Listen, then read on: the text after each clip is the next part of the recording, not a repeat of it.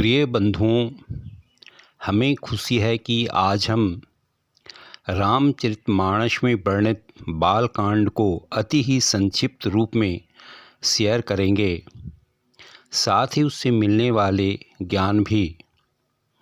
जैसा कि आप सभी जानते हैं कि बालकांड रामायण का प्रथम कांड है, जिसमें भगवान राम के जन्म, बाल्यकाल, शिक्षा, ताड़कावध और सीता स्वयंवर तक की कथा वर्णित है।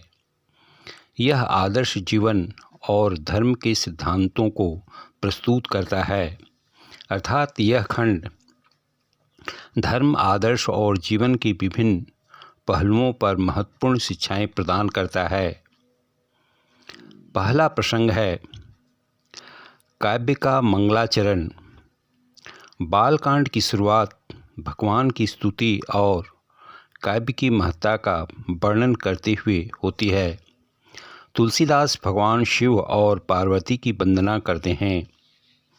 दूसरा प्रसंग है अवधपुरी का वर्णन। अयोध्या नगरी की सुंदरता, राजा दशरथ का चरित्र और उनकी धर्मपरायणता का वर्णन किया गया है। दशरथ संतानहीन होने के कारण चिंतित हैं। तीसरा प्रसंग पुत्रेष्ट यज्ञ और राम जन्म। ऋषि वशिष्ठ और ऋष्यशृंग के मार्गदर्शन में दशरथ पुत्रेष्ट यज्ञ करते हैं। इसके फलस्वरूप राम, लक्ष्मण, भरत, शत्रुघ्न का जन्म होता है। चौथा प्रसंग बाल लीला। बालकांड में भगवान राम की बाल लीलाओं का वर्णन किया गया है, जैसे उनकी माता कौशल्या के साथ प्रेम, बाल सुलभ चंचलता और उनकी अद्भुत लीलाएं। ये लीलाएं जीवन में सरलता और विनम्रता का महत्व सिखाती है। पांचवा प्रसंग विष्णु के अवतार के उद्देश्य। तुलसीदास बताते हैं कि भगवान राम का अवतार धर्म की पुनः स्थापना और राक्षसों का संहार करने के लिए हुआ है। छठा प्रसंग विश्वामित्र का आगमन और ताड़कावध। ऋषि विश्वामित्र राजा दशरथ से राम और लक्ष्मण को अपने साथ ले जाने का आग्रह करते हैं। राम विश्वामित्र के साथ जाकर ताड़का जैसे राक्षसों का वध करते हैं, जिससे धर्म और न्याय की रक्षा होती है। सातवां प्रसंग अहिल्या उद्धार। राम अपने यात्रा के दौरान पत्थर बनी अहिल्या को अपने तप के प्रभाव से मुक्त करते हैं। यह प्रसंग करुणा, क्षमा और पवित्रता का महत्व दर्शाता है।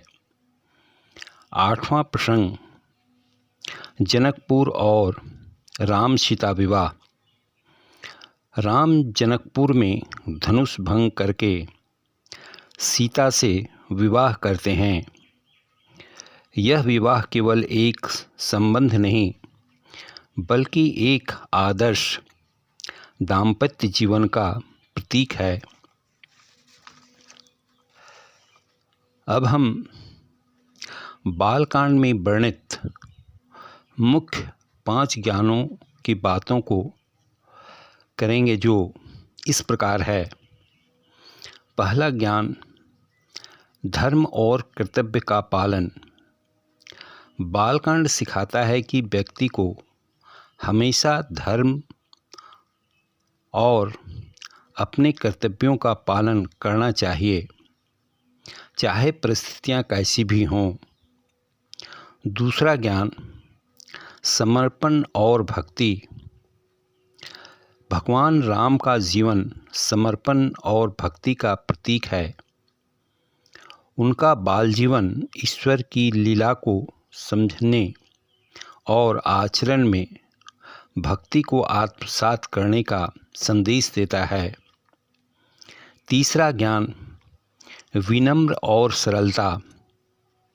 रामचरितमानस यह सिखाता है कि जीवन में जितनी उच्च स्थिति हो, व्यक्ति को उतना ही विनम्र और सरल होना चाहिए। चौथा ज्ञान सदाचार और परोपकार।